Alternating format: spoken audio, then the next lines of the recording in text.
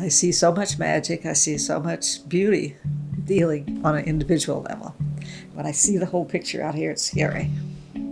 But there's so much beauty woven in if you just get down into the trenches. Welcome back, sweet friends. This is episode 50 of Unbroken Chain, which is a little crazy. I've been doing this now for a little over a year, and it is by far my favorite thing. It's just a pleasure from start to finish, and just such a beautiful way to connect with people in real time and also across the airwaves through space. So for those of you that have become part of this community and who reach out to me and send me messages and things to watch and read, thank you. I'm so grateful for you. You make my life better, and I'm really glad we can be together. I make visual art as well, and I just wanted to say, if you are enjoying these transmissions, it helps me continue making them to sell and share my art. So if you want to check it out, you can find it on my website at marajames.com. There's a link to my shop on there. I've made some sweet little altar plates with transmissions from the other side. There are Unbroken Chain tote bags and other goodies there. And also, I just created a new offering, marajames.com/originals. For $20, including shipping, I am making these spirit creatures. It's a custom drawing just for you. You get the one and only original. And basically, if you or someone that you know needs a prayer of protection or some kind of spirit demon to look out for you, send me a note and let me know what your request is, and I'll make you a creature. It's definitely going to be infused with plant medicine and music. There's definitely going to be some Joni Mitchell and Curtis Mayfield in there. That's definitely my zone for drawing. And lots of really good energy and love sent your way. So if you're interested in supporting this project, that would be a wonderful way to do it, and helps me continue making things. So thank you so much. So this week for episode 50, we are getting a huge dose of grandmother medicine. This is Patricia Hurley, who also goes by Grandmother Red Hawk, and she lives and works outside of Asheville, North Carolina. And I love the way that Patricia talks about the upper and lower worlds of spirits, of beings that want to assist us, and that as humans we have a particular gift and opportunity. We are designed to be able to transverse those worlds, and why not use this opportunity in a human form to explore those gifts to their full potential? How can we become a bridge between those worlds, the unseen world and the physical world? I talk a lot about how we as humans have dreams and visions that we pull into these and make a reality in our physical world. And I think particularly at this time of great suffering at great scale, we have a responsibility to one another and to this incarnation to manifest a better world. And I'm so grateful for people like Patricia who are reminding us that there are tools available to help us do that. We have tremendous amount of support from other humans, of course, but also by consciousness that is far greater than ours. You know, within a single lifetime, we have access to tremendous wisdom, but we don't even have to depend just on that. We can reach out for experience from other consciousness and even other lifetimes that we may have lived. You don't have to bear the heartbreak and the ecstatic joy of the human condition alone. There's so much support, non-judgmental, no expectation support from so many beings. And right now you can ask for and accept that communion. So I find it always deeply reassuring to connect with grandmother spirits, and I definitely encourage you to reach out to her if you would like to learn more how to deepen your own relationship to the unseen. I want to read two quick things to take us into this, two quotes. One is from Maria Sabina, who many of you know is a mushroom shaman from Mexico. She was kind of became famous in the West, I suppose, for bringing psilocybin shamanism into the Western consciousness. And I love the way that she speaks about the unseen world and how plants can help us go there. She says, "There is a world beyond ours, a world that is far away, near, and invisible. And that is where God lives, where the dead live, the spirits and the saints, a world where everything has already happened and everything is known. The sacred mushroom takes me by the hand and brings me to the world where everything is known." It's pretty magical. And I can definitely say that's true from my life too, in the journeying that I've done with mushrooms, with ayahuasca, with 5-MeO, DMT, toad medicine. These are portals and guides, and in my experience, they don't just close or go away when the actual physiological experience is over. I carry them with me now in my life, and when I call on them, they become available, and they help remind me of that eternal wisdom and that eternal knowingness. And why? Why do I feel called to do that in this lifetime? Why have I prioritized that, and why is that important? Well, here's what James Baldwin has to say about that. "Perhaps the primary distinction of the artist is that he must actively cultivate the state which most men necessarily must avoid, the state of being alone. Most of us are not compelled to linger with the knowledge of our aloneness, for it is a knowledge that can paralyze all action in this world. There are, forever, swamps to be drained, cities to be created, mines to be exploited, children to be fed. None of these things can be done alone. But the conquest of the physical world is not man's only duty. He is also enjoined to conquer the great wilderness of himself. The precise role of the artist is to illuminate that darkness, blaze roads through that vast forest, so that we will not, in all our doing, lose sight of its purpose, which is, after all, to make the world a more human dwelling place." We're all invited into this work. It's our birthright as humans. Take courage. Take courage. You're not alone, and this path has been blazed by many wild, beautiful explorers ahead of us. And I just want to encourage you to reach out a hand into what may feel like darkness and let yourself be totally surprised and taken to places you could never imagine by the beings that reach out and take your hand from there. You are perfect as you are in this moment to undertake this journey, and it's the best journey I've ever known. So here's Grandmother Red Hawk to take us down that path a little further and show us the way. Thank you for being here. And sometimes known as Grandmother Red Hawk, depending on which group of people I'm dealing with.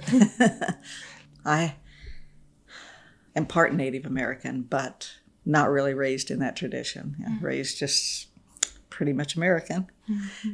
But it was always that called me from early times, And I started studying with the Bear tribe, which is Sun Bear's tribe that he created in the late 60s, early 70s.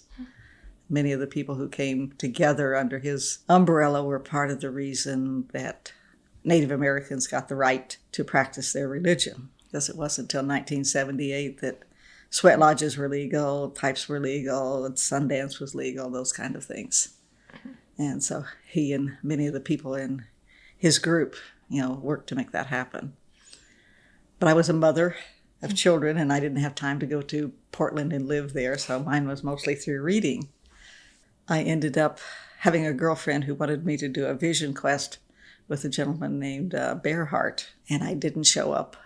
I decided I couldn't go. And the week of the vision quest, I had nothing to do. I wasn't working. There wasn't any. So I realized I had missed what I was supposed to be doing. And so I promised myself the next time I saw Bearheart doing a vision quest, I'd quest with him. And sure enough, I was back in Atlanta and saw this little ad in a metaphysical newspaper that he was doing a vision quest. So I signed up, and I realized he was working with the Bear tribe. So from there, I became a pipe carrier of the sacred pipe. I pour sweat lodges. And I have several different pipe ceremonies that I do. And I'm working with a woman named Sharon Oxendine, who's a Lumbee Indian from North Carolina. We do women's gatherings together.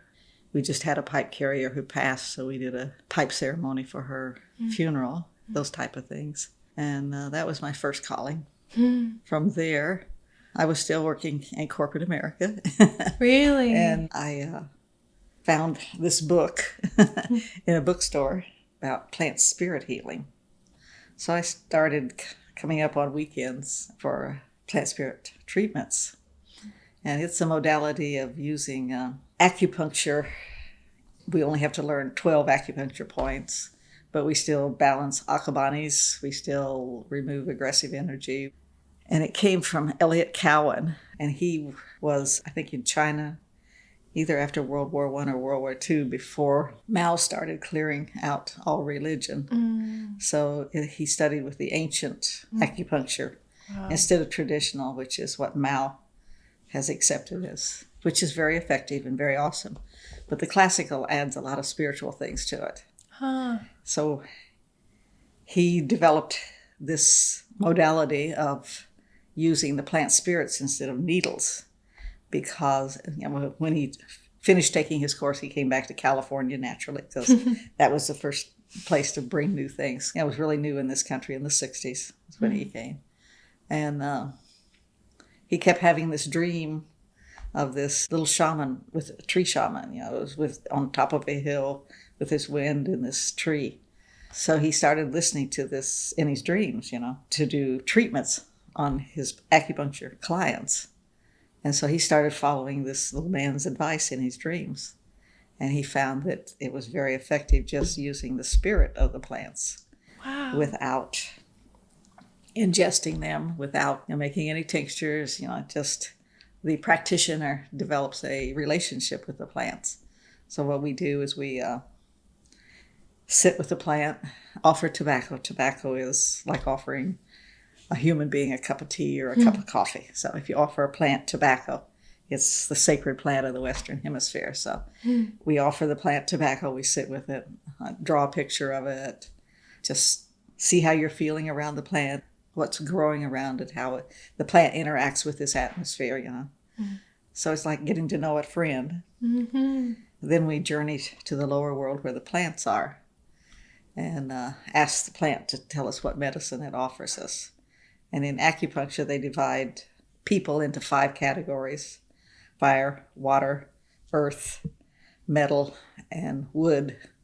And so we decide which plant, each plant, which element it represents. And then when we get clients, we have to decide what element the client is. And so it's kind of an ongoing process of developing a relationship with the plant, then finding the client element and giving them. And it's really, it's kind of a magical, unexplainable modality. It's just really probably 5 years I worked with my practitioner. And what I found from it was a groundedness, a sense of confidence, a sense of well-being, a sense of, okay, everything's fine. So one day she says, well, Elliot's coming to Asheville to teach the course. I quit corporate America, signed up, and studied with him. And that's been a pretty magical adventure, really adventure. I learned journeying to the lower world and the upper world. That's very helpful when you want to get in touch with nature. And that's the thing, that through all of my training, nature has to be the major teacher. Different teachers come along, but it's always through the natural world. And I remember when I was 20 years old, which is a long time ago, that I said, unless nature approves of it, unless the nature is in alignment with it, it can't be, I can't grasp it. It has to come through that. I was raised on a farm in Illinois, so that, I guess, was the reason I came in through that way, because I had to have that touch with nature. I can hear the trees have conversation and the plants have conversation. And it's not hearing with the ears. It's hearing with an inner self. And they have simple conversations. No big, long philosophical. It's like, this is it. This is what you need to know right now. This is who we are. This is what we do. That type of conversation.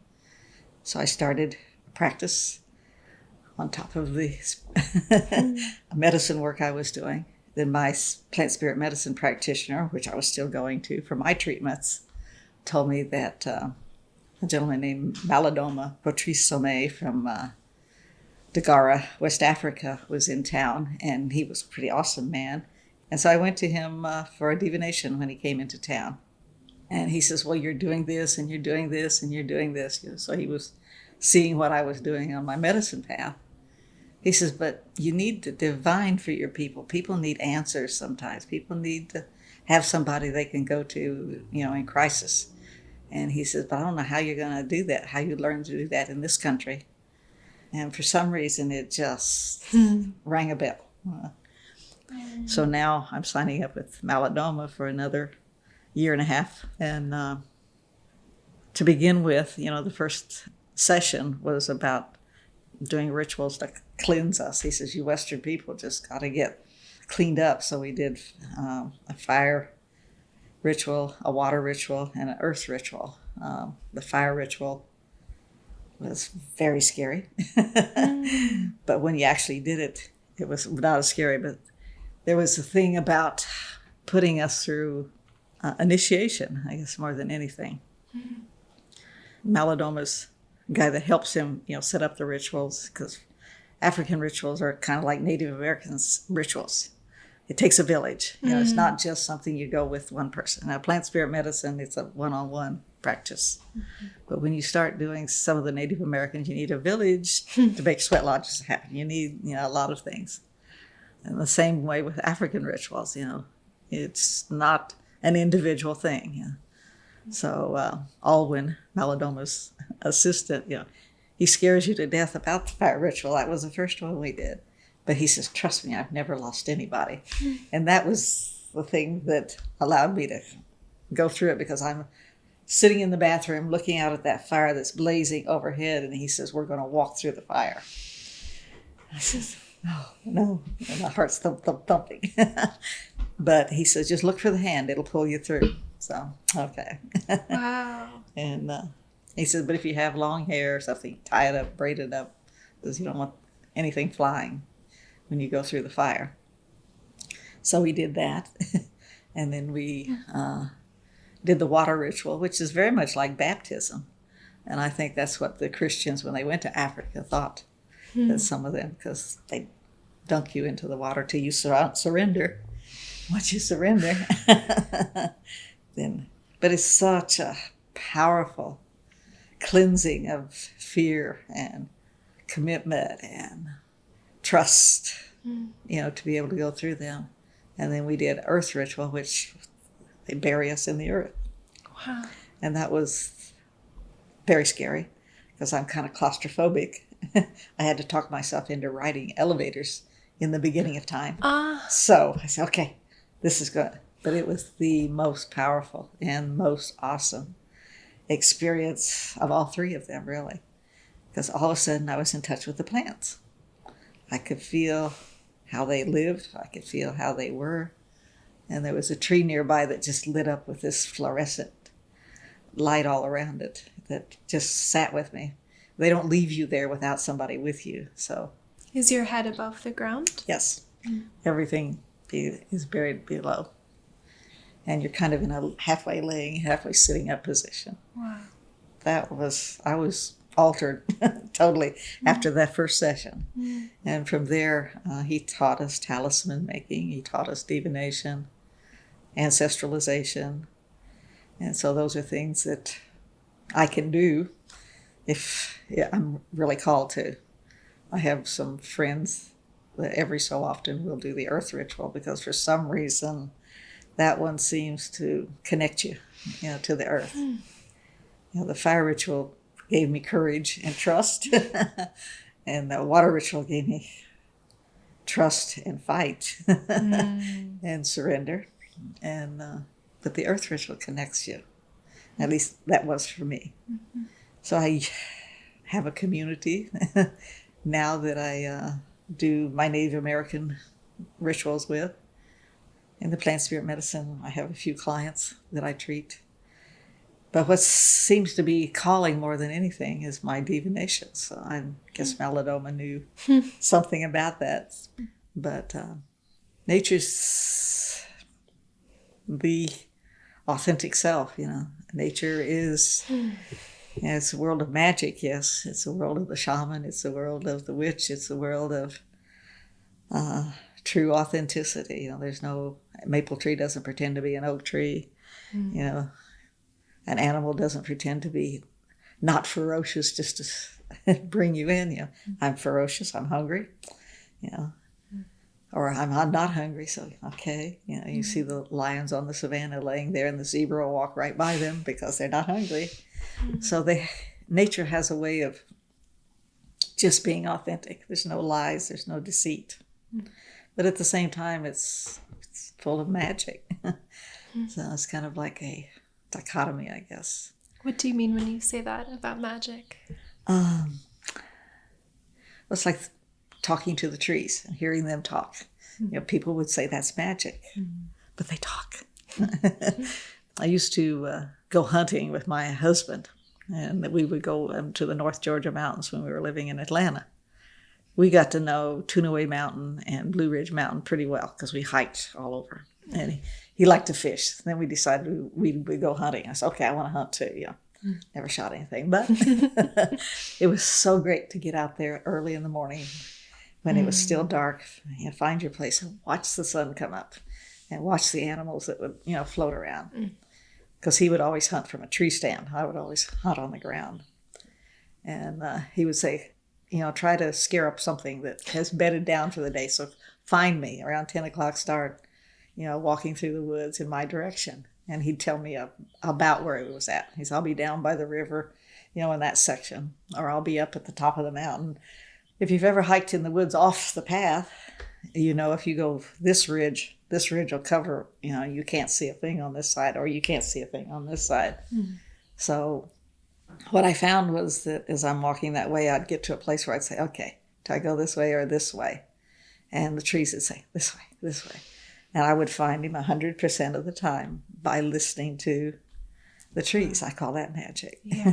Yeah. And, but it's magic in a, I don't know, what's the right word? It's real sense, It's not magic like Hollywood stuff. It's not that kind of thing. It's all around us and in us. Yes. And the same with plants, flowers, when a plant's blooming and flowers, it's really open and communicates really well with you then. And it's just about telling you how it is or what it is, It's not about any lengthy philosophical conversation. It's just useful stuff. And the same thing, with animals, they talk with us. We just don't hear. Probably animals are the thing that people can accept communicating with more than anything else, but rocks communicate, waters communicate. Like a foot in both worlds. You're still working and living, in the mundane world, but there's a part of life that's different. It brings about a sense of connection. I guess what they call oneness. Where do humans fit into that? I mean, obviously in modern culture, we've forgotten, I think, for the large part that we're part of that. But is there any difference, or is it all? I guess, to me, I think the human place in all of that is the connection. Connection between the unseen worlds and the physical world. But we've been so programmed away from that we're destructive. We're just all about material things or power, domination, fear, survival. I'm not sure what happened to humans that took them out of that. But if us humans could live in that place where we are talking with the ancestors, where we're talking with our spirit helpers, where we're being able to hear what our higher self is trying to tell us what path we need to be on. That we all came here with a reason. We all came here to do something. We had this idea. We planned it. We chose the parents that would best suit us to do. And we know we're going to forget when we get here, because that's pretty obvious. But some people can still stay in that state of being able to communicate between the earth and the unseen worlds. And it's not like one is better than the other. It's the connection, it's the connection between the two. And I think was our mission, our reason. Because we have talents and we're awesome creatures in many ways if we just don't get off track, But when you meet indigenous people who haven't been brought out of that agreement with nature and the unseen world, they seem real simple and real playful and real happy, and they just take for granted, oh yeah, they said to do this, we'll do that. I mean, it's just organic. And I think that's our place. So I'm not sure how we're going to get back to that without giving up all this modern technology. Yeah. But I think this has to be something besides where indigenous people are that still have that connection. And where we're going. We can't recreate that. Right. And if the earth completely belches us off and we have to start all over again, maybe. But something tells me there's still another creation of some kind that humanity has to do that allows them to come into that beautiful space of nature, as well as the ancestors, the unseen world, spirit guides, our higher selves. It's like I tell people in my lifetime that I've lived 6 lifetimes in this one body. It feels that way. The person I was as a child, the person I became as a mother, the person I became when I became an individual, and I recognize all of those people. So to be able to have that recognition of all the lifetimes you've lived here on Earth or any planet and have access to that information would be awesome. And I think that could be something that us humans could develop into. And we would have much more, be in much more service to creation, I guess. So we would stop forgetting the process of taking form. Right. I think that would be a great evolution. Yeah.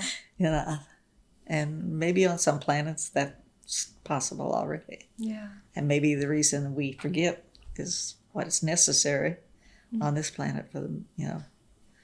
I was reading this gentleman. He's a Hawaiian kahuna, and he's just so simple when he talks. He says, we come here, with this mission, this.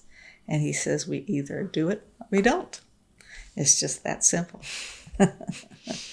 He doesn't make a big bone about it. It's like some of us will do it.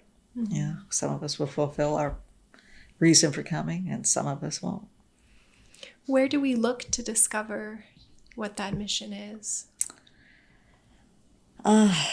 It's listening to that inner voice of ours, I think. It comes through teachers that you run into. It comes through books. It comes through classes. It comes through experiences. But it can't be something that's led with the head. It's like, I want to be like so-and-so, so I'm going to do all the things they did, and I'm going to follow this. It's not that way. It's like growing up as a child, I played with the plants. I played with the animals. I scattered seeds all over the place, just playing. And I had developed a connection with plants that is just natural. And I think because of having Native American ancestry, that was my first calling. That was the first thing that I became interested in. And I came up during a time when there was a huge movement in this country back to Native ways and honoring their medicine. And so that was an inner pull that led me in that direction, and I followed it. And before I was given a sacred pipe, I was already using the pipe in times of crisis, in times of just, I would run out I was living in the city, but our neighborhood had 56 acres of wooded land at the back of ours between an industrial park and us, and our yard ended at the woods, So I would hop into the woods and I would do my pipe, and eventually it led me into being given one. So it's that kind of thing, following it. I read a lot of books, but there's books that will light you up. So it's really listening to your own inner self. If you're listening to something outside, it's more of a ego thing, I guess, of trying to be accepted, trying to be like something, Now, I'm not saying that if you're called to be an acupuncturist and Chinese medicine, and you go to school, that's still a calling. There's something that hits you. There's something that calls you that's more powerful than the other book you read or the other person you met. It's like I've been hiking in the woods and ran into an old man that was picking plants in the woods. And he came up to me and he started talking to me about plants and stuff. And this was before I did plant spirit medicine. And I said, was he really a person? Was he, a spirit being that took form for a while to speak with me? So you got to be open to magic, but you always have to follow that feeling you get, the thing that really lights you up. It's like you doing this documentary. I'm sure that was a calling. Yeah. It's just, you can put things off. It's like wanting to be part of the bear tribe and saying, no, I have children to raise. I can't just uproot them. I had divorced my husband. It was just, I was a single mother. And I said, we can't do that. But I continued to read, but then Spirit brought it into my path. And that's what happens when you stay focused on what is really calling you. I think in this day and age, because most of the indigenous teachings have been distorted to some extent by, Western civilization, that there has to be a weaving together of all the knowledge from all of them. And the thing that you'll find in delving into them, the similarities.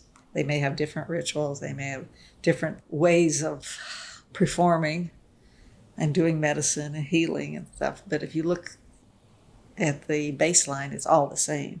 So it's an earth medicine. And the earth is still here, so we can go back to that earth medicine. And if we can go back to that earth medicine in our society, in our culture, we can create something.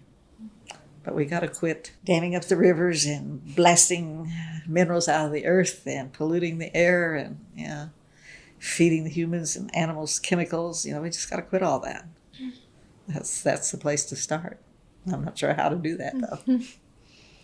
When Midoma was talking about how Westerners have to purify, how do you see the way that we're living affecting us? The way Western people are living disconnects them with the natural world. I see that more and more in technology in the millennials. And the children that are coming in, they sit in front of a TV or a video game or a cell phone. You go out in public and people are sitting around doing this next to each other, but they're doing this. We're moving farther and farther away from nature. Now there are many people that are thirsty for nature and are going to nature. And in doing that, sometimes we're destroying it. So we have to be careful about that. But nature can be in, New York City. It can be everywhere. But I'm sure the trees in Central Park talk quite a bit. But we just we're not turning in that direction. Society is teaching us to go the other way. I'm not sure what that's about. The message I keep getting is trust the process, trust the process. And it's not really easy. Yeah. And some days it's impossible. But I've heard that so many times. I said, okay, trust the process. I don't know what's to come. I've been feeling that a lot in being asked to witness the suffering that's happening right now and be okay with that being a teacher for us, at the same time as, of course, my human heart being like, my job is to lessen suffering, Yes. and wanting to participate and help, and also knowing it's happening for a reason on another plane also. And I think I like the work you're doing. It's like getting the message out to people. Having them see something or hear something that makes a light bulb go off, makes them say, oh, I need to have that magic. I don't want to be such a drone that it's just all technology. Yeah. That's why we need to follow that path. Yeah. Even though, you maybe touch 10,000 people or you may touch 1 million people. But someone like me may touch 100 people because I'm dealing on one-on-one all the time. You're putting something out there that technology allows you to put out there. Technology is not all bad in the sense that it gets humanity connected, but it's just not being used to connect us. It's being used to separate us. But if you really want to know the other stuff, you can find it. So I'm not sure what the plan is. I really am not. I'd like to say trust the process and feel real good about that, but I just say that because I hear that. I appreciate that. Could you explain divination a little bit? I don't actually know that much about it. Divination is an ancient art that's been around since the beginning of humanity. Every culture you've ever delved into has divination. It's like reading tea leaves. That's divination. Tarot cards, that's divination. Reading coca leaves, reading stones, reading bones, there's many different ways of doing it. What I've been taught is I have stones, bones, shells, coins, and some individual things that represent things on a 5-element cloth. The Dagara tradition has a 5-element system, just like plant spirit medicine does. They call theirs earth, fire, water, mineral instead of metal, and nature instead of wood. But they still have the same elemental qualities. So it's like the plant spirit medicine segued me into using those elements for divination. So what I do is I have the cloth that I've drawn the picture of the 5 elements, and I will pile my items in the center of it, and then we'll talk about what you'd like to know from the reading. Then I'll ask you with your hand to stir them around in the circle. And then when you finish that, you're not to touch them after that. And it tells me a story. And it's so amazing what it does. When I first started, I'm doing this because I feel like I should. That again, following that feeling. And then when I started doing readings for people, to begin with, it was just family and friends. And that was safe and it was fun.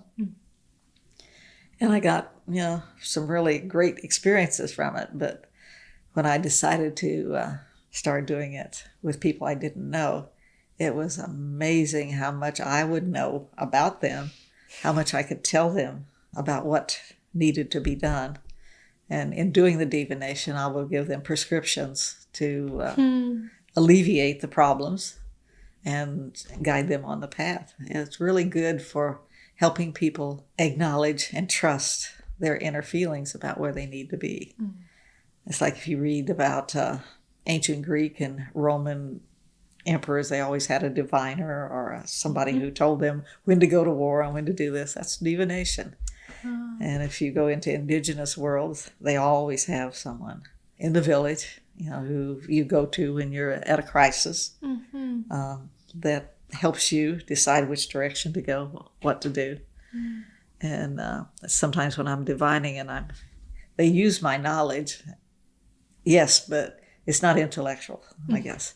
So sometimes when I'm divining for somebody and I'm telling something, I say, wow, it's almost like I'm a third party. That was pretty profound. I would never have come up with that by myself, But I call in my ancestors. I call in Maladoma's ancestors. I call in all the earth, Mother Earth, the planets, the plants, the animals, I also call in the spirit keepers of the four directions from my Native American tradition. I call in a whole group of beings who can assist me. Mm-hmm. And so depending on who I'm divining for, and depending on their question, whether it's really lofty or if it's mundane, they participate. Mm. And it's pretty magical. It really is. Wow.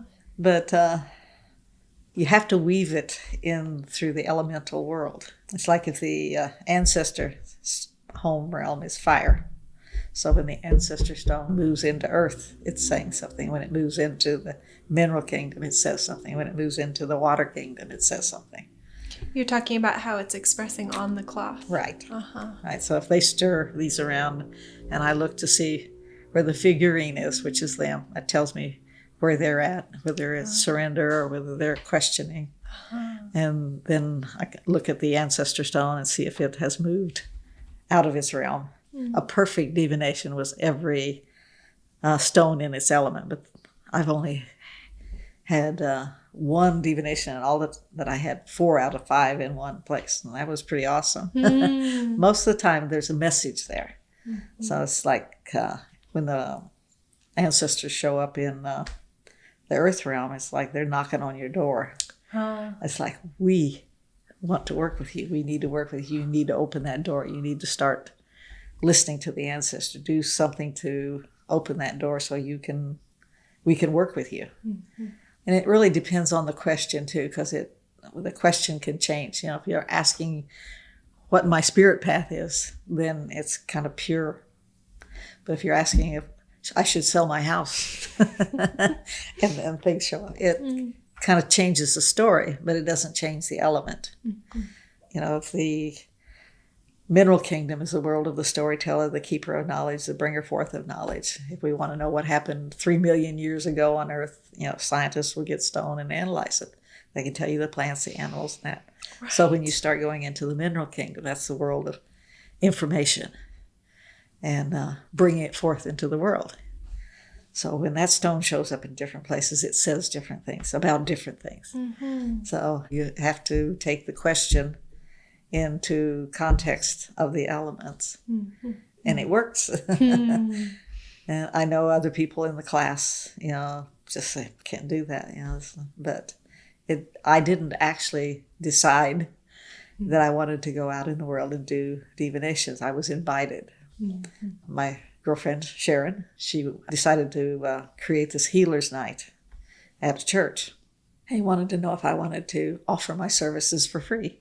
I said, okay, this is fun. I don't know these people. This will be fun. I'll try that. And it just took off. And from there, other people started inviting me to do it at the Crystal Vision, Illuminate. So that, again, was following what Spirit was laying out for me. And believe me, for everybody, that is a fact if you listen. But I think I was gifted and lucky because I was born in nature. And that made it a little bit easier to follow that. I think when people get raised in a religion, it shuts them down from listening to their inner self, because they're always listening to what's supposed to be, what has to be. And not that religion is all bad, but it's harder for people to start listening to themselves, I think. There's a lot of deprogramming that has to happen. Yeah. When you're talking about listening to higher self, or even the idea that we've come here with a mission, is there a finite soul that travels from body to body? I believe so. I believe that who I really am, is a being that experiences the universe. I think that's what we do. It's because I guess we have flashbacks of other lifetimes. We have phobias that we come into the earth with because of past experiences. And there's no explanation for it until you find that thing that's causing it. It's like I have an ancestor altar in my house, and I go to the ancestor altar most mornings, not every morning. And I just say good morning, how light a candle, light incense, ring a bell, tap, make noise, make smells, make light, and call them in, announce myself. And several years ago on my birthday, I got up and said, I'm just going to go say good morning. I don't want anything, I'm not asking for anything today. I'm just going to say good morning. It's my birthday. And 6 light beings showed up in my room when I called them in. And I immediately knew that it was my mother and father and my grandparents. And it's a knowing, it's not this. It said, it's them. And the message I got was that they were so happy and so proud of me for doing my work, that I was doing that work, the work. And I felt love like I've never felt love on earth plane. I mean, it was just amazing. And I floated around on that for 2 or 3 months. And so I've had experiences of being in touch with the unseen world. I think most people have, but it's just one little thing here. And they just kind of put it in this little box and put it in the drawer. But when you start dancing with it and allowing it to be part of who you are, it grows. Just like a plant, it grows.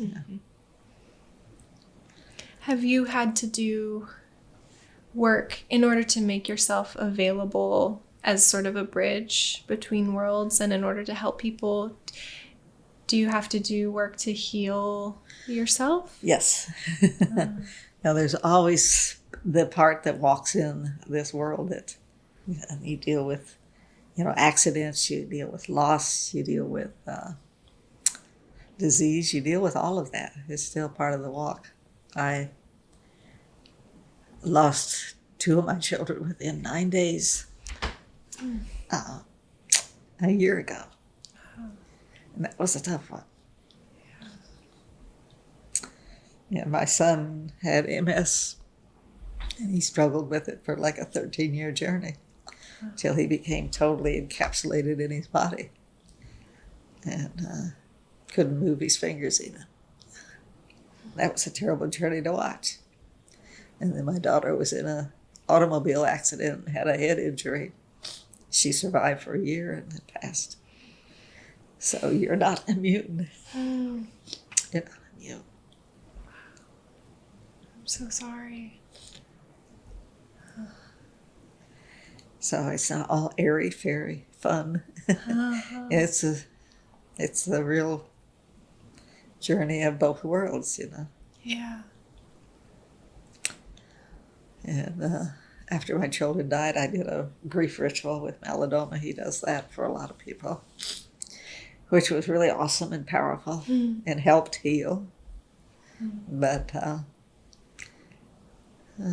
it's been a little over a year now, and there's still healing going on. But a lot of your experiences on the medicine path help you with other people who are going through those things.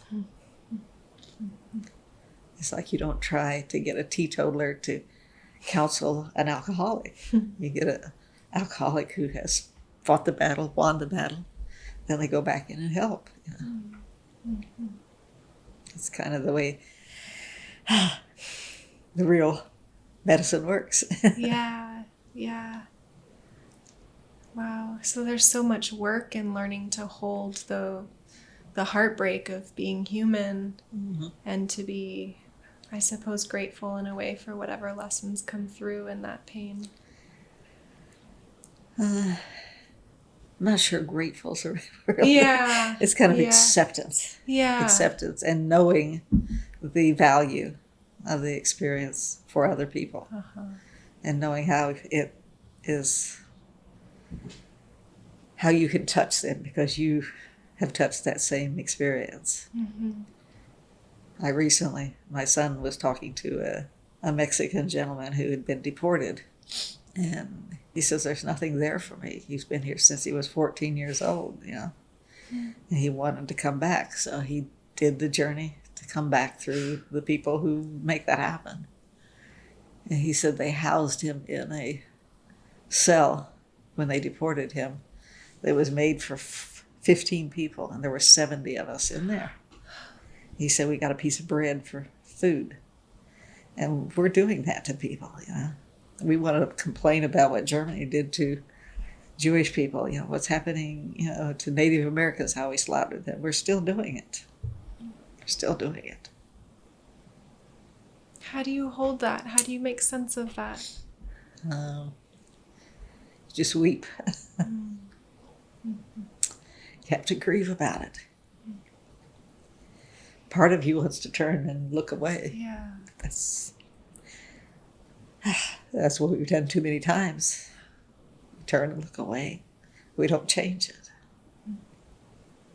But there's a great power out there that's pretty powerfully evil, I guess would be the right word for it. Evil in the sense that it doesn't serve the material world, humanity, the earth. And maybe in some sense it's a beautiful thing in that it teaches knowledge, maybe, teaches us deep compassion, deep understanding, deep knowledge, but it is not serving us to be a beautiful, creative, awesome, loving, compassionate thing. Yeah. It tests us in all our weaknesses. It tests us in all of our greed. Not sure what the reason for all of this is. But, I hear you saying that we have to feel it, though. yes. Yeah. It's like the thing that I see in a lot of Western people. They follow through their thought processes. They believe this is the right way to be. They believe this is the way they should teach everyone to be. This is what's going to make them happy or make them this or make them that. But it's a mental belief. It's not that knowing. And it's like I was trying to tell somebody to explain what knowing is. Knowing is something that when you're at a place of stillness and you know something, the minute the brain kicks in, the knowing disappears. The brain is a beautiful, awesome thing that us humans have, but it doesn't allow us to have the knowing. That's what the animals have, what the plants have. That's why they know when the earthquake's coming. That's why they know, you know, when there's a predator somewhere around. They have a knowing, they have that connection. And we have it, but as soon as your brain kicks in, that knowing disappears. It's like, you know, when I was walking in the woods to find my husband, he was stopping. Which way do I go? And you listen, and you have that knowing that you go this way. It wasn't something, because if I stood there with my brain and said, well, this way could be this way, and this way could be, you know, the brain can't do that. You know, the brain is a great tool, but it can't allow you to have knowing, that feeling. It's like when you get lit up by something. There's medicine in that for everybody. What lights you up? There's information in everything we feel, even the pain, I guess. Yes. Yeah. Yeah, it's like you learn not to touch poison ivy. Right. Yeah. But you had that experience. And it's an awesome plant, despite the fact that it doesn't care about us human beings being around it. It's trying to tell us to stay out of that space. That's what the plant's for. And, you know, when you have waste areas that have been destroyed by humans, a lot of times poison ivy comes up there. Thorns come up there. That's to keep us out of there till it renews itself. And once the trees and the bushes, everything grow above it, and the ground dies off, the poison's not there anymore. And it's safe for us to walk in there and not destroy anything. Yeah. But it takes years and years and years to do that. So nature's a great teacher. But we have a tendency to listen to the news, I think. Yes. And to me, that's all about division and rights and wrongs and Distraction. who to believe and keep us distracted from some great things that we can be doing. Despite the thorns along the path, there's a lot of love experienced. You know, it's like, you know, being in the woods. I was euphoric, euphoric being there, watching the sun come up in the North Georgia mountains, when the sun comes up, everything turns red. And if you're down by the river, the mist rises from the rivers, and the sun comes in, and especially in the fall when the leaves are starting to turn. I mean, it's magic. And it's a lot more magical than watching a movie on television that's about magic. Yes. Yes. Because that just engages tightness in your body and your mind processing it. But when you're in nature, your whole body just blossoms. I've become really aware of that in thinking about all the films that we consume about violence. And, I went through a period where I watched a lot of SVU, Law and Order SVU, and just thinking back to that of like, I was trying to feel something, I think, that I wasn't experiencing in my life to experience it in this very safe kind of way. But we do that on such a massive scale. Right. That's when you see the programs that television and the internet put out for us. They're just filled with drama and pain, disaster and drama. I'm not sure where we're going. Earlier you were talking about upper and lower worlds in the context of the natural world. Could you explain that a little? Like when we do journey work, we journey to the lower world where the plant and animal spirits are. When you want to talk to your spirit guide and angelic beings that have never been human, the ancestor world's right there. It's all around us. So they have been human. They have been here, but they're also in the unseen world. But they're different than the spirit world, which would be in the upper world. I'm sure there's many different ways of doing it, but Michael Harner has this drumming CD, and you use drum, or you have somebody physically to drum for you or rattle for you. Because when you journey, you choose a way to go to the lower world, and you choose a way to go to the upper world.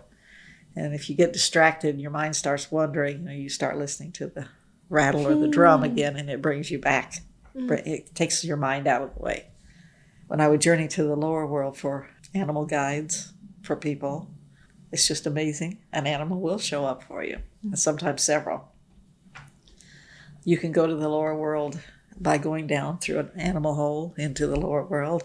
Some people like to go into the water and to the bottom of the lake, and there's a doorway into the lower world.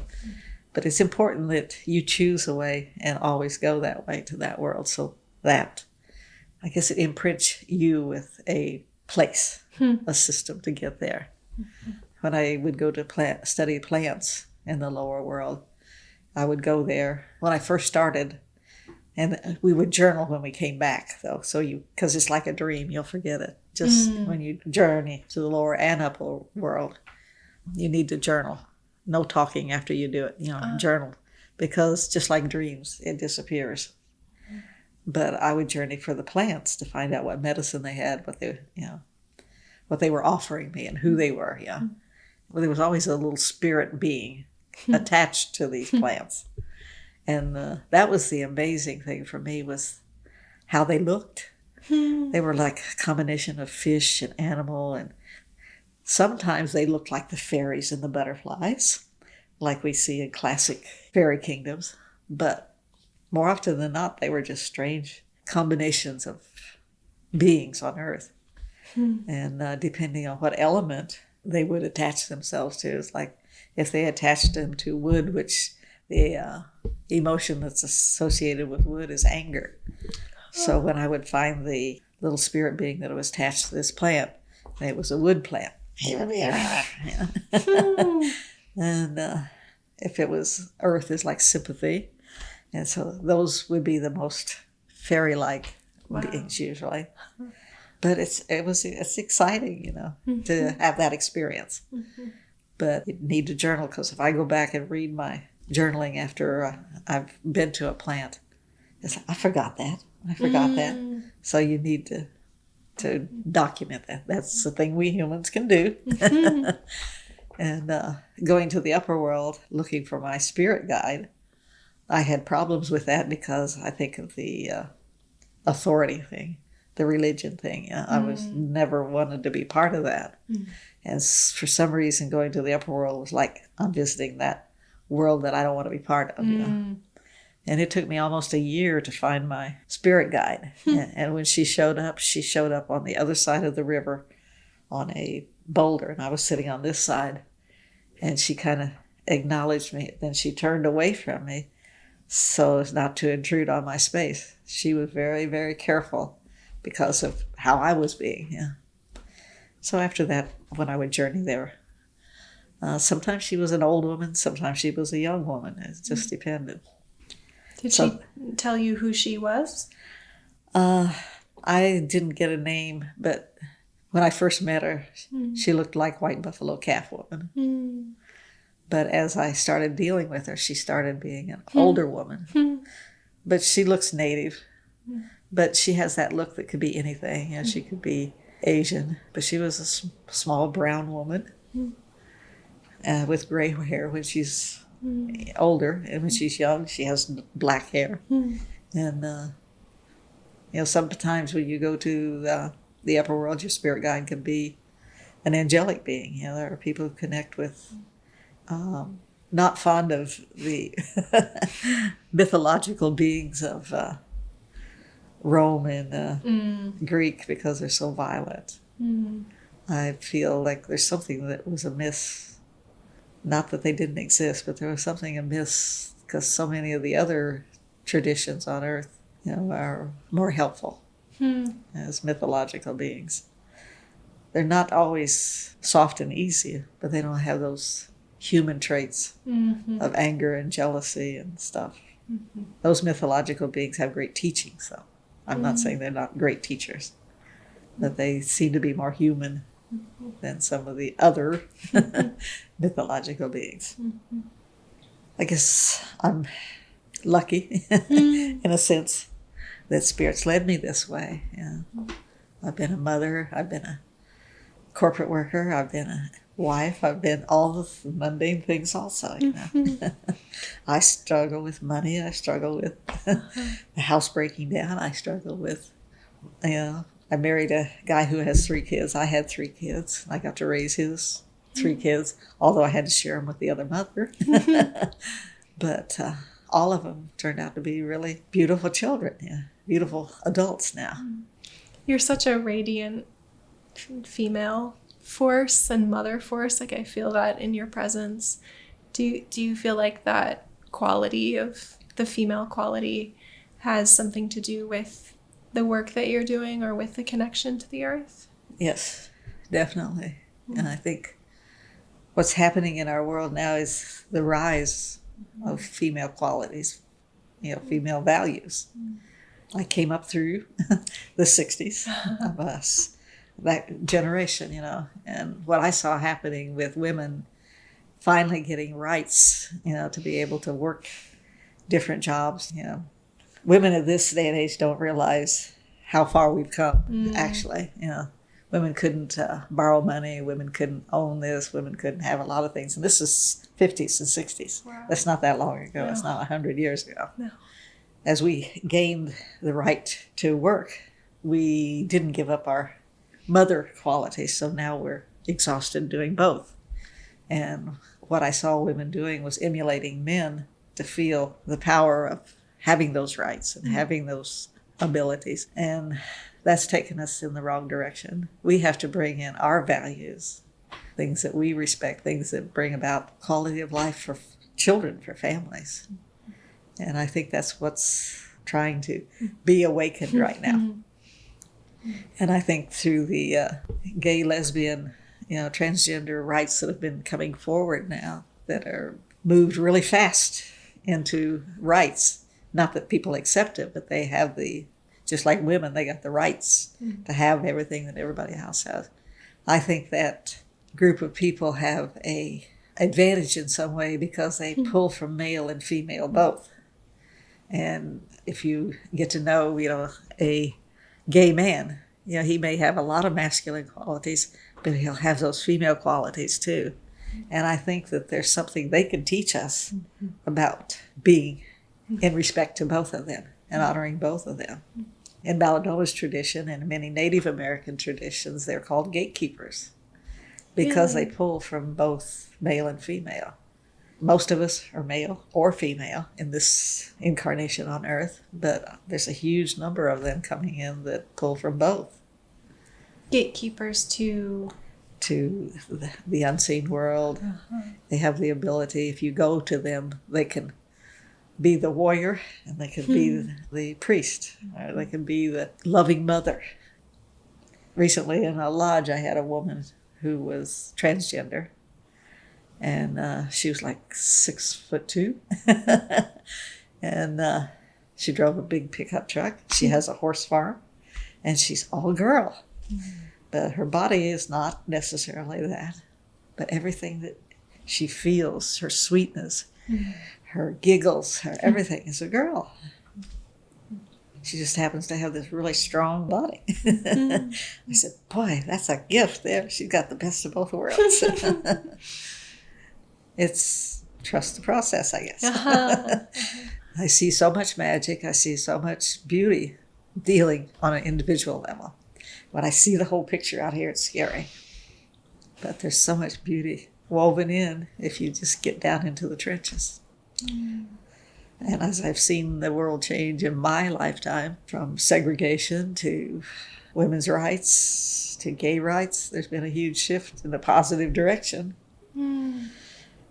So trust the process. Maybe we can change this corporate poison that's polluting the earth and killing the earth and dividing the people. There might be a movement coming that'll change that. Malidoma, in his tradition, he says the most highly evolved beings on earth are plants, animals are second, and humans are third. That's very resonant. So if you look at life like that, they have more knowledge, they have more ability to be in the world of magic and medicine. If you look at Chinese martial arts, the different martial arts are imitating different animals. And if you deal with Native Americans, they belong to different clans, the turtle clan, the bear clan, and they imitate or they follow the way they live life in order to be successful in their life. They're our teachers. If we destroy the earth, they're gone also. So they have to teach us. They don't have to, but they want to. I would say it's a pretty fun experience to open that door, instead of the Christian thing of dominating the world, and that's the beginning of the wrong path. That wasn't the one that was in alignment with the rest of the world. We're not the dominator. That's not what we're to do. But we have gifts that nobody else has. We need to use them in connection with everybody else. As humans, you mean? Yes, as humans. We're pretty magical ourselves if we just get on that path to magic. Of what we can manifest. Right. Yeah. Exactly. Yeah. To be able to go back and forth in between the unseen world and this physical world. And it's like there's some beings that can't really get into the physical world at all. They're pretty awesome beings, but they don't have that ability. Now the plants do, the animals do, all of the earth things do, we do, but we also have the ability to be conscious of it. And it's like really profound in the sense of everything's in place. Everything is known. There's no questioning. There's no moving forward. It's just a knowing. The animals just know. And they react to it. Plants know and they react to it. They blossom this time of year and they change colors this time of year. They just dance with that knowing. But we can do something besides that, so that's the gift that they gave us. Do you have a vision for sort of the best case scenario of how humans would be using our incarnation? I'm not really sure. That's still an ongoing conversation. I know when I meet people who have that quality of bringing the room into a space of beauty, whether it's just somebody that walks in the room and the room was just chaotic before, and all of a sudden there's this being, and the room becomes peaceful. The room becomes focused. Everybody gets calm. That happens. I think that's a quality that would be awesome to cultivate for humanity. Instead of the person that walks in the room angry and chaos happens and things get spilled and people get into arguments. That happens too. We are affected by the people around us. It's like there's a time and a place for everything. It's like sometimes violence is what's needed. When the lion wants to eat, there's violence. It's not malice, it's just dinner. So to try to emulate nature, if humans could emulate nature. Well, thank you. It's so reassuring to hear your story and see how you've been devoted to your own inner voice. It gives me a lot of confidence that that's the way and that it's possible. And so many teachers now keep trying to tell you to listen to your inner voice. And that seems like such a mystery to people because they say, I don't know what my inner voice is, because the mind's always working. But having a teacher or having an experience or having something around you that makes you actually experience that, and then to stick with experiencing that. And knowing that you have to go back and forth. As human beings, we have this both. And without our mental abilities, we wouldn't be human. So for some reason we were created. We just have to marry those qualities that we have in service to the world, in service to the unseen world. I catch myself doing that sometimes, judging myself for the human stuff that comes up and trying to catch it and remind myself that it's through that. It's not in spite of that. Right. Yeah. I could tell you a whole lot of mistakes and a lot of things. I say, oh gosh, I did that.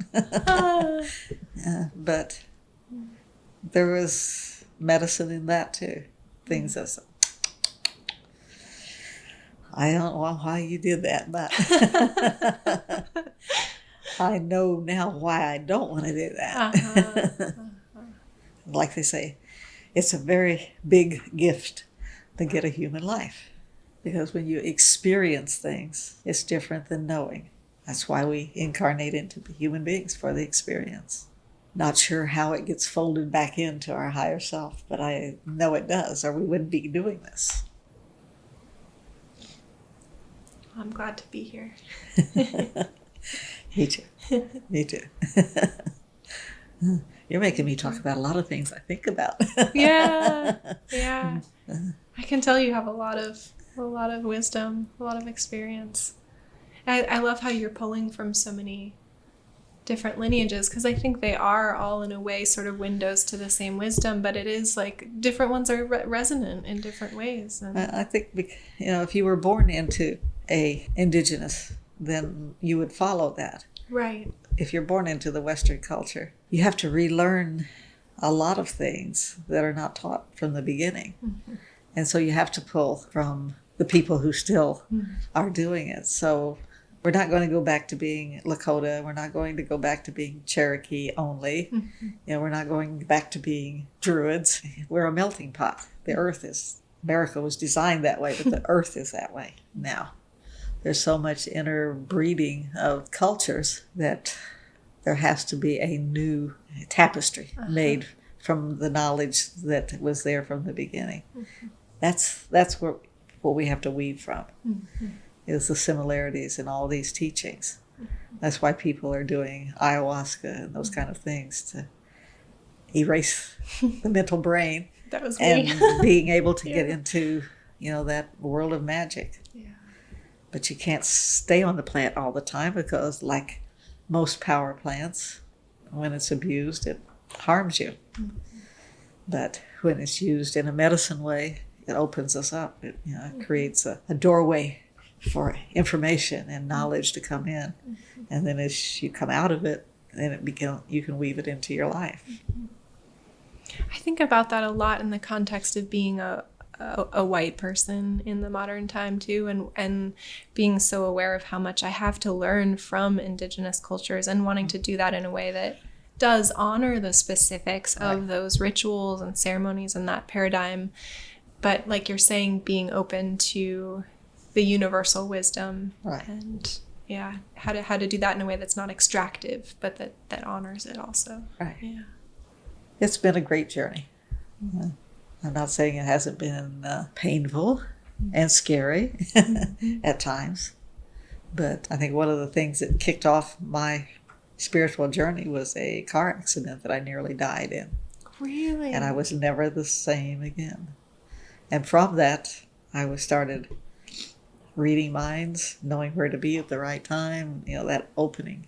And I guess in many cultures they call that the shaman's death, and that opens you up to. So I think that was the beginning of my third life. Were you close to death in that Yeah. process? Wow. I was asked if I wanted to cross over, and I got really angry and very upset. I said, I have children to raise. I am not going anywhere. And I woke back up in the hospital. But near-death experiences are great teachers.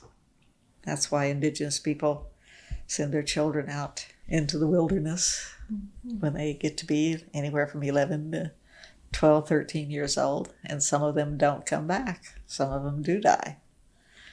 Wow. That's just, when, I don't know if you've ever read any of Maladoma's, because he was taken away from his village when he was 5 or 6 years old, when his grandfather died. And his father was playing around with Christianity. So he allowed them to, after his father died, because his father would never have accepted his grandson going there. So the white limousine, the priest came up and they took him away to the Jesuit school. So he was trained in Western ways from that age on. He wasn't allowed to speak his own language. He wasn't allowed to do a lot of things. He said the only thing they still allowed him to do was eat with their hands. And he ran away from the school when he was like in his late teens and found his way back to his village. And when he got there, no one recognized him. They didn't know who he was, except his mother. His mother knew who he was. But he was angry. He didn't fit in. He'd forgotten his language. He was just a problem to the village, And so the elders got together and said, well, he has to do his initiation. Even though it's way too late for him to do his initiation, he's a problem in the village. And he'll probably die, and that'll solve the problem. And he survived it. But one of the boys did not, because he talks about the one who didn't come back. And if you read Martin Prechtel, I don't know if you know him, his mother was Native American, his father was European, and he ended up in Guatemala during the 70s when he hitchhiked there.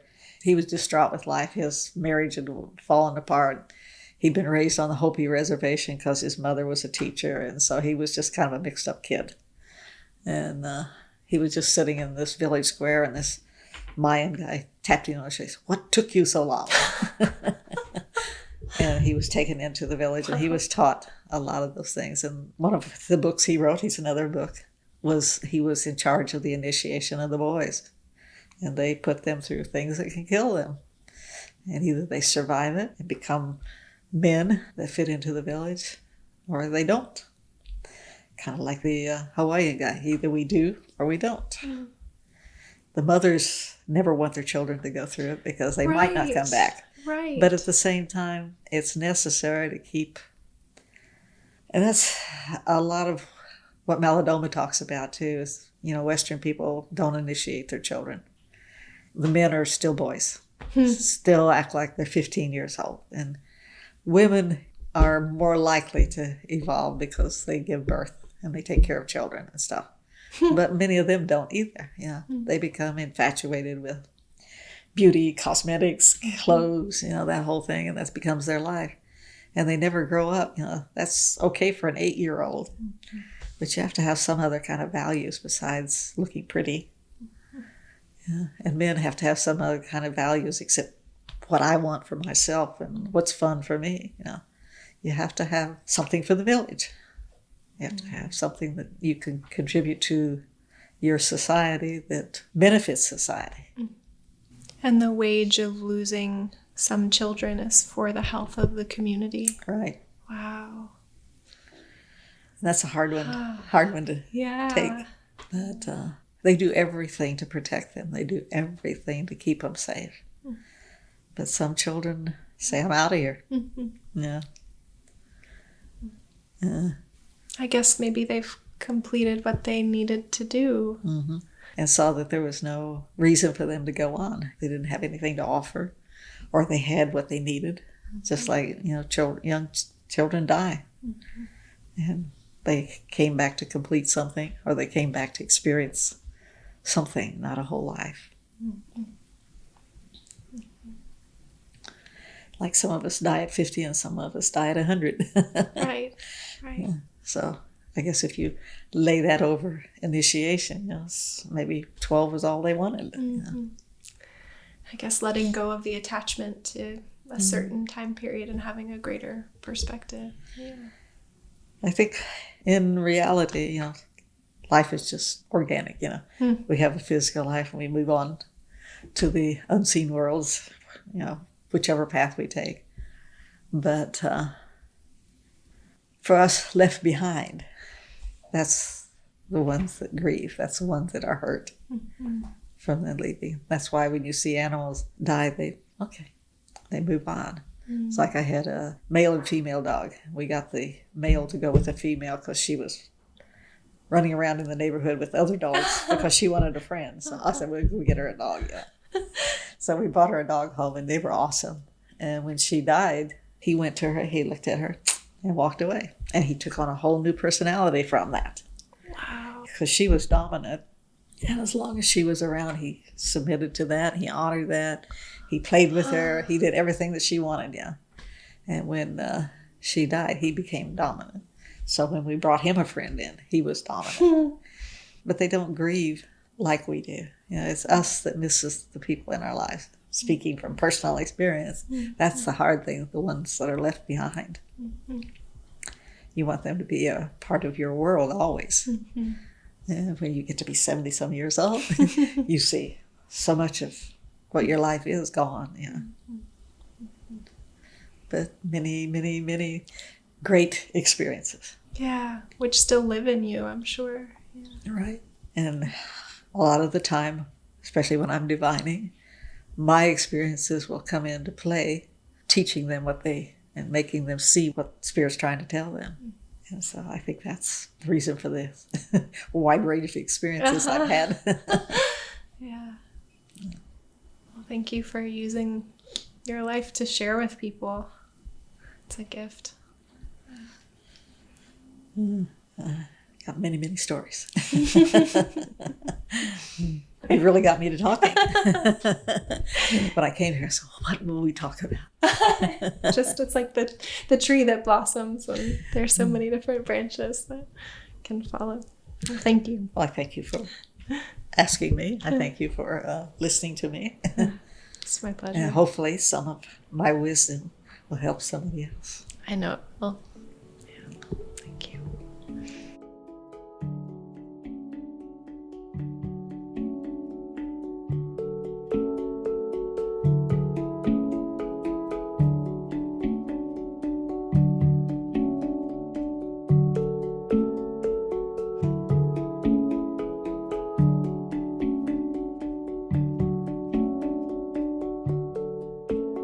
Thank y'all for spending this time with us today. I appreciate your consciousness. Go explore it. Go swim around in it. Go expand it. You can find Patricia at patricia9hawk.com. I've put her contact information in the description for the episode. Reach out to her for a consultation or an event or whatever Spirit calls you to do. I'm definitely going to try to find Malidoma out here in the South and connect with him too. I hope to be bringing his transmission straight through the airwaves to you as well. I love you. Go shine on the world. Thank you so, so much for who you are. And we'll spend time together again soon.